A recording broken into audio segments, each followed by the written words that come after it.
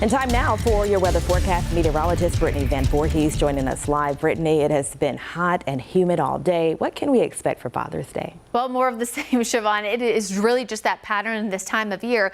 The thing that we really lacked a lot today and yesterday today compared to yesterday and the day before is as much flooding potential. There haven't been as many storms. Right now, though, it is extremely sticky. 86, dew point 71. Anything above 70 is disgusting. That is that air you can wear, and of course that's why it's 86, but it currently feels like 91. More of the same expected tomorrow, and within that summer pattern we know what happens. You have isolated storms. Not everybody sees them, but the ones that do have a really significant impacts here. So let's talk about Caldwell County right now, where we have this severe thunderstorm warning that's in effect right now going until 6:15. Main impact here, 60-mile-per-hour winds. There's extremely small hail embedded within this, around pea size, so that's good news when it comes to damage. But remember, about 90% of our damage from storms comes from some kind of wind gust damage here in the Carolinas. So these areas, northern Alexander County, as this pushes off toward the east, need to be especially wary of this. I do want to show you one important thing that we look at actually as meteorologists when it comes to strengthening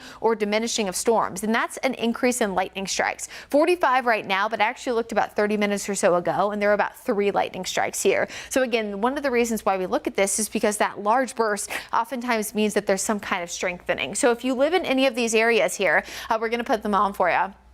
Ellendale within the next 5 to 10 minutes, Little River around 6:15, Taylorsville just before 6:30, Millersville around the same time frame, and then eventually toward Fairview Park and Oxford Park between about 6:40 and 6:55. Now you can plus or minus about 5 minutes here. Again, this is just an estimate, but any of these areas, northern Alexander County and even those northern parts there too of Iredell County, definitely need to make sure you're keeping a close eye on the storm as it continues that north or that easterly and southeasterly movement, going very slowly, but so far not a significant flood risk because these areas thankfully weren't as impacted from the storms over the last few days. Now, as we look a little bit further west, of course, this is normally the activity we're going to track. So this little piece of energy, something I'll be watching as it pushes eastward, that's in Tennessee.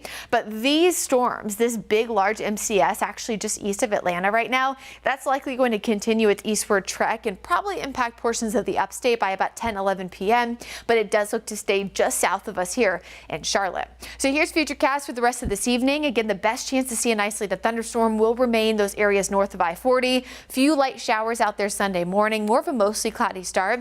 I do think Sunday has a slightly better chance of seeing storms down across the Piedmont. It looks like these storms travel a little bit further south. Notice the time frame here though, mostly after 5. So I think your Father's Day plans, if you do have them tomorrow, should be pretty much good to go, especially if you're in areas Charlotte and south, but I would watch for those storms after 5, and then definitely some storms in the mountains as they're a little bit closer to where that low pressure system is right now. So here's that hourly forecast. We're looking at 70s to start, 80s to end. Certainly going to see some isolated thunderstorm potential mainly after 5 o'clock, but it's not going to be a washout by any stretch of the imagination.